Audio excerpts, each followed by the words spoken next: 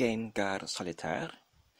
Y degar ar gyfer y gêm yw, yn gyntaf, cydio, sydd yn ferf yn olygu I ymuno am rhywbeth, neu I brathu, neu I ychwanegu at rhywbeth.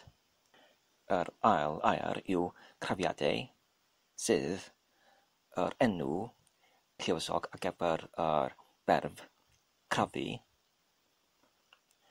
neu I gripio, sef I rhedeg rhywbeth yn llym neu miniog draws yr wynebedd o rhywbeth.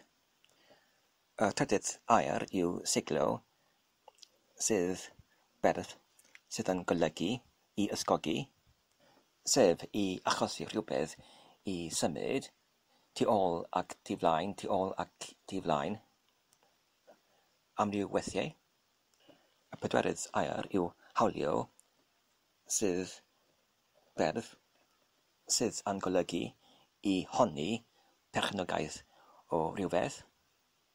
Y pumed air yw cleien, sydd yn golygu prydd, sydd yn cynnwys clai neu gwneud o glai. Y chweched air yw gwawr,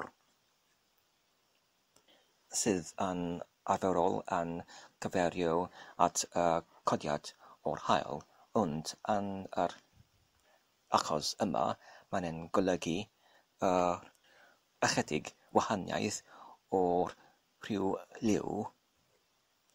Y saithfed air yw nudden, sydd yn golygu y niwl yn y byd heulog, neu sich. Yr wythfed air yw ceulan, sydd yn golygu glân ar y arfonydd neu myn ar y cwpan. Y nawfed air yw rhyd, sydd yn golygu y croesffordd ar draws rhyw afon oherwydd mae'r afon yn digon bas I groesi drosto fe. Ac mae'r olaf air, hafau, yn golygu yr enw lluosog o'r tymor haf. A dyma y stori oddi wrth y degar yma. Un diwrnod roedd Lleucu yn cerdded lawr y stryd pan welodd hi carafan oedd wedi ei cydio ar y tu ôl I rhyw gar. Roedd y carafan yn edrych yn cyflwr, yn eithriadol yn hen ac yn erhyll. Roedd llawer o crafiadau ar y ochr ac hefyd y cefn o'r carafan. Pan symudodd y car tu flaen, roedd y carafan yn siglo yn eithriadol oddi wrth ochr I ochr hefyd. Wedyn, parciodd y dyn yr car ac hefyd y carafan ar ochr y stryd I cymryd byrbryd o disgled ac hefyd brechdan. Shwmai, dywedodd Lleucu wrtho fe. Shwmai, atebodd y dyn. Pam ydy dy garafan yn edrych yn gyflwr mor wael, gofynnodd Lleucu wrtho fe. O, mae flin gyda fi, atebodd y dyn.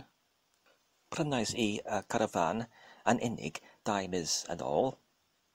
Roedd yr carafan yn newydd sbon, ac hyd at 2 wythnos yn ôl, roedd yn cyflwr gwych. Ond yn y wythnos olaf, roeddwn i'n yn ei gyrru fe dros rhyw rhyd yn y bro. Roeddwn i'n wedi gyrru fy ngar dros yr un rhyd llawer o weithiau, llawer o hafau yn ôl. Ond ar y dydd hwnnw, pan roeddwn i'n gyrru y carafan newydd sbon dros y rhyd, am y gyntaf dro, roedd nudden yn yr awyr. Yn gyntaf, roeddwn i'n astudio y gwawr y trwchder o'r nudden, a oedd hi digon ysgyfan I weld unrhyw fath o bellter trwyddi hi, ac felly I gyrru y car yn araf trwyddi hi. Wedyn, penderfynais I roedd hi'n digon ysgyfan i gyrru y car trwyddi hi, ac dechreuais i i'w gwneud hynny. Ond pan cyrraeddas i bron yn hanner ffordd yn ganol y rhyd, oddeutu 5 metr oddi wrth y ceulan arall. Tywychodd y nudden yn sydyn, a doeddwn i ddim yn gallu ei weld unrhyw beth ar fy tu blaen. A'r ganlyniad o hynny, nid yn unig tagodd yr olwynau o'r carafan yn y cleien, ond hefyd ysgubodd y ffrwd pwerus o'r rhyd y carafan i mewn i'r afon. Dyna'r rheswm ar gyfer y crafiadau ar y wynebydd y carafan. Fi'n mor flin i glywed hynny, dywedodd Cleien. Ai ydych chi wedi hawlio ar eich yswiriant? Ydw, atebodd y dyn, wythnos yn ôl. Dwi'n dal yn aros am y canlyniad o'r ei hasesiad. Ar y foment hynny, sefydlodd Cleien.